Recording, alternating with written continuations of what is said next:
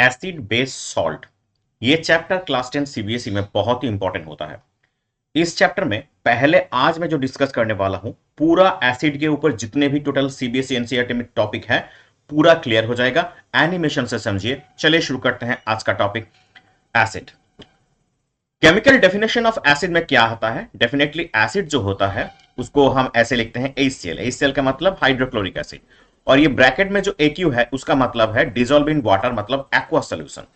तो ये स्प्लिट होकर क्या आएगा? H plus and Cl minus ion. तो ये जो है स्प्लिट होकर दो आयन बनाएंगे।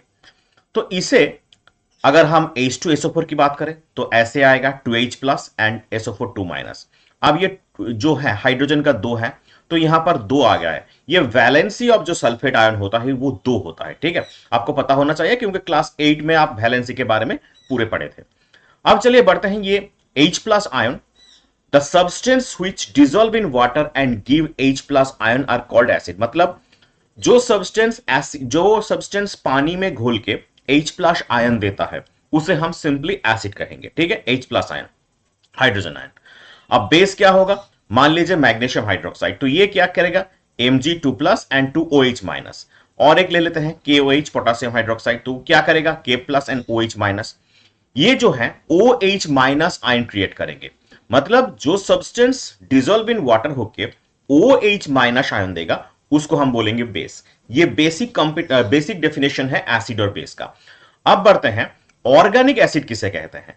The acid present in plant and element are called organic acid. जो प्लांट और एनिमल में पाया जाता है। बेसिकली हमें पता होना चाहिए acid are two types, basically organic and mineral acid. Okay, अब some of the organic acid are citric acid, lactic acid, tartaric acid, oxalic acid.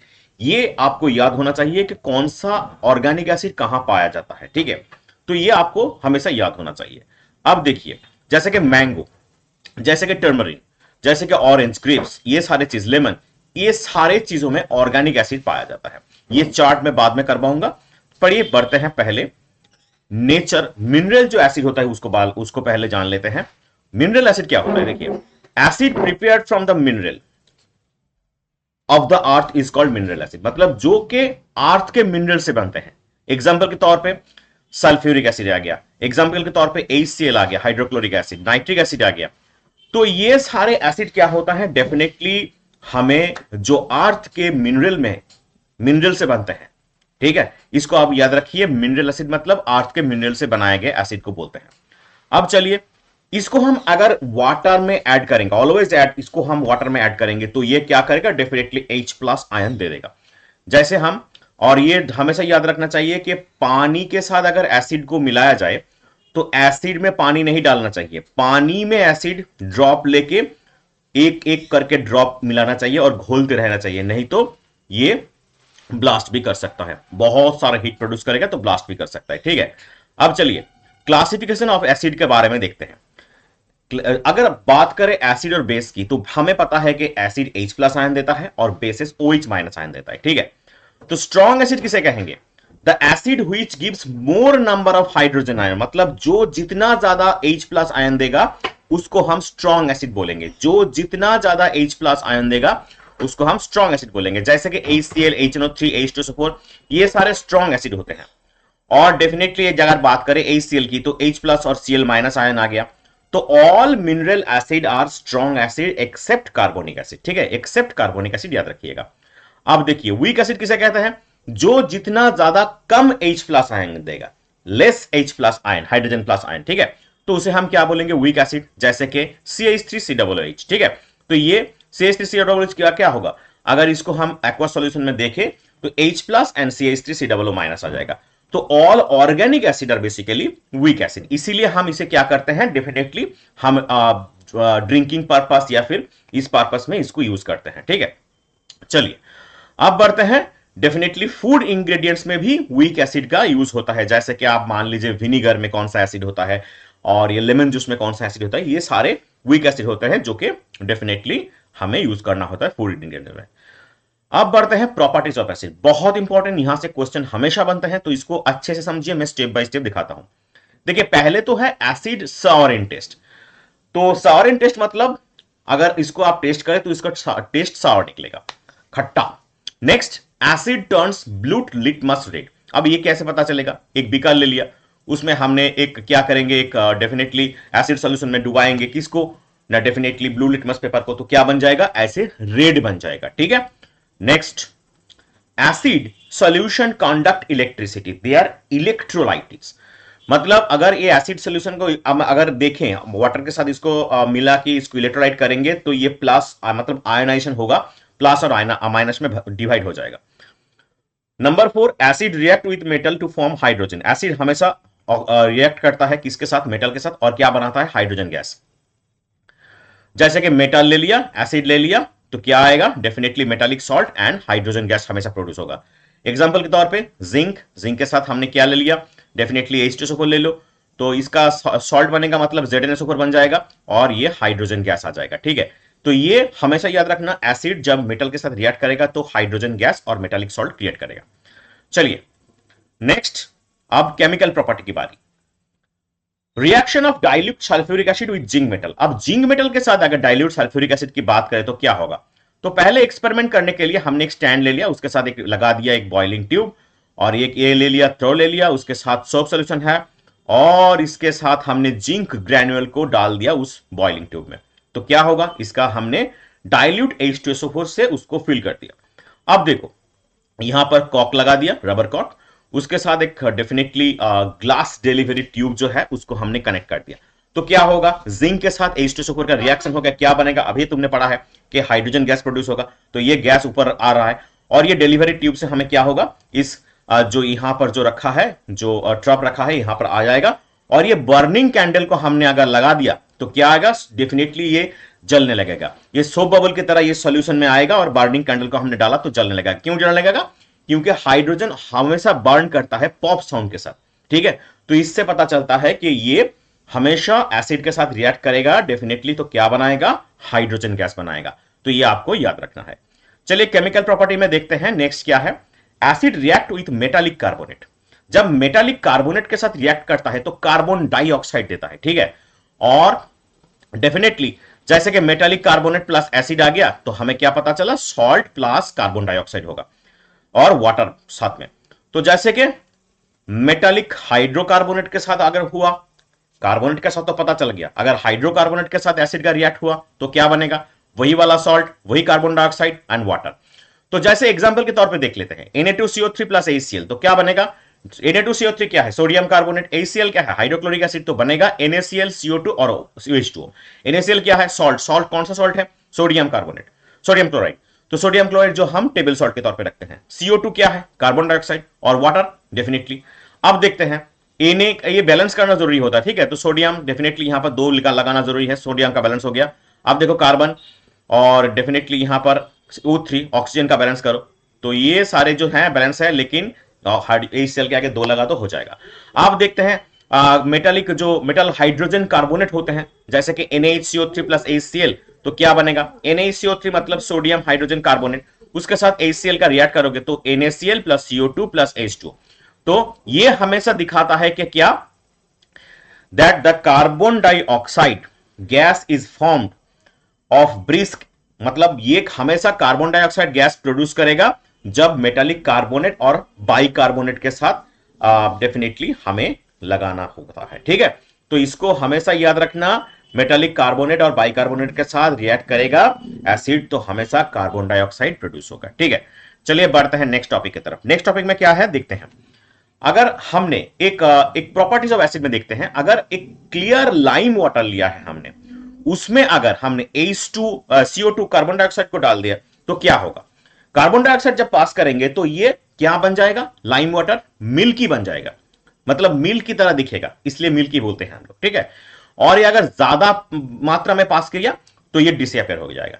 इससे क्या पता चलता है? देखो, ये जो लाइम वाटर होता है क्या होता है? CaOH का होल 2 CO2 के साथ रिएक्ट करेगा, मतलब कैल्शियम हाइड्रोक्साइड जब कार्बन डाइऑक्साइड के साथ रिएक्ट करेगा तो क्या बनेगा? CaCO3 मतलब कैल्शियम कार्बोनेट बन जाएगा, व्हाइट प्रेसिपिट, और ये पानी।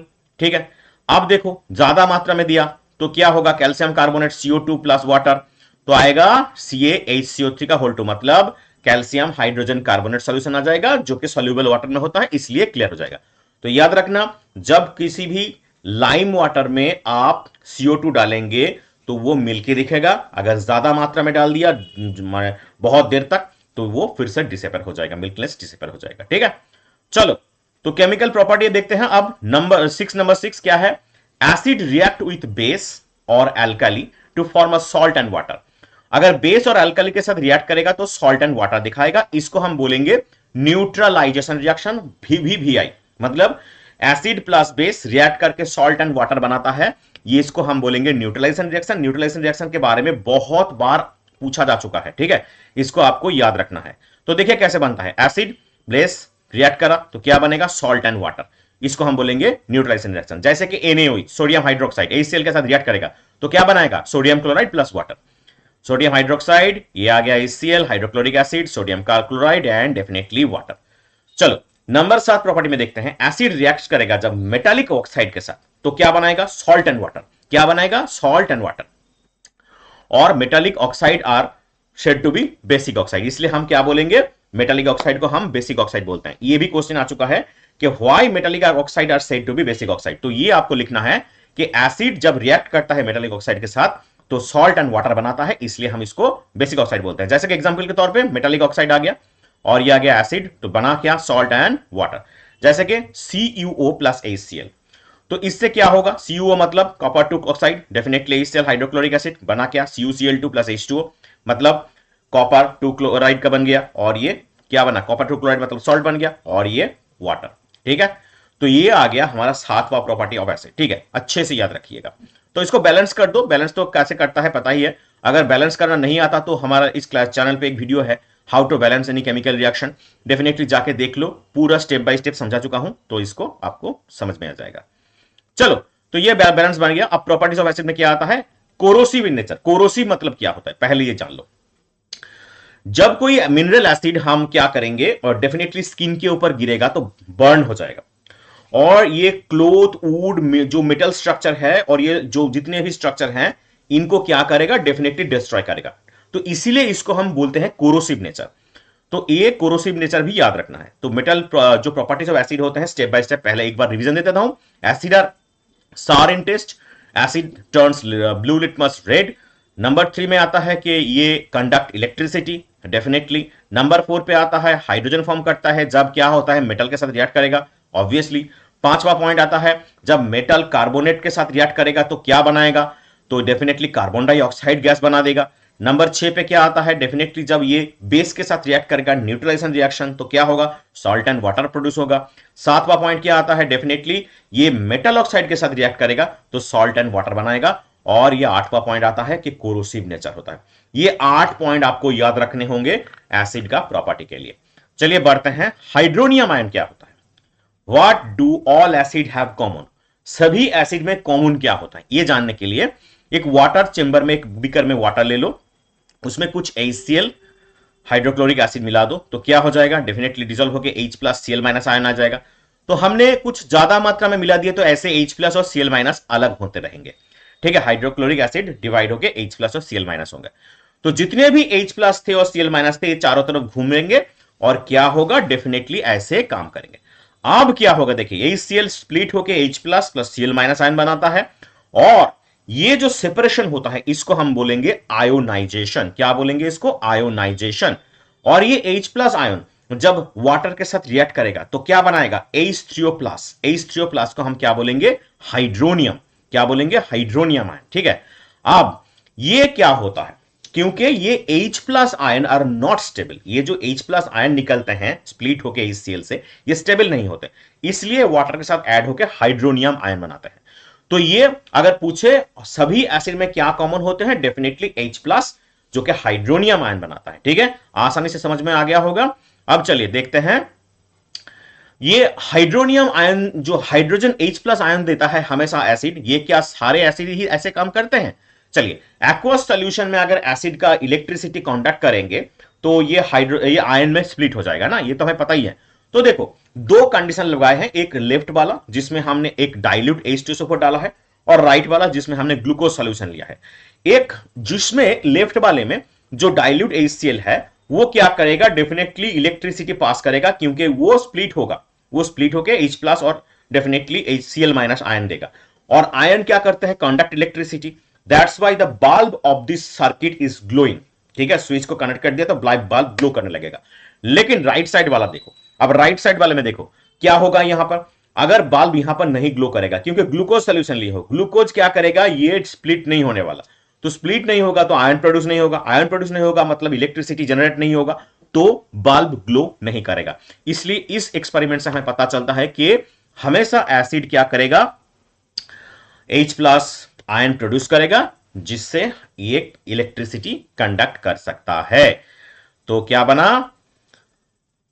ये H प्लस आयन हमेशा क्रिएट करेगा, जिससे कि डेफिनेटली ग्लूकोज या फिर अल्कोहल ये H प्लस आयन प्रोड्यूस नहीं कर पाएगा।